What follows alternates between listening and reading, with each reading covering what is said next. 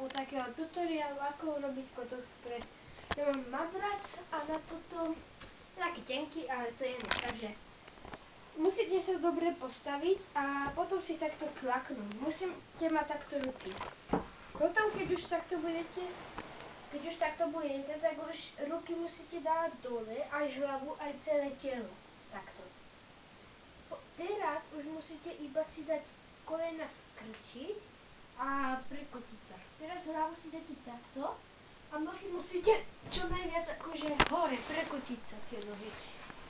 Teraz vám to ukážem. Takže takto, takto, takto. A ešte jedna technika je, že môžete mať aj takto ruky, že pôjdete a takto ruky. Ale to je taká čudná technika, lebo sa môže niečo stať. A teraz vám to ukážem, že budem aj postavený. Takto.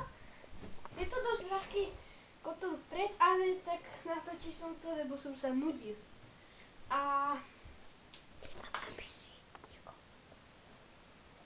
No a toto už asi bude koniec toho videa, to bolo strašne krátke a čau!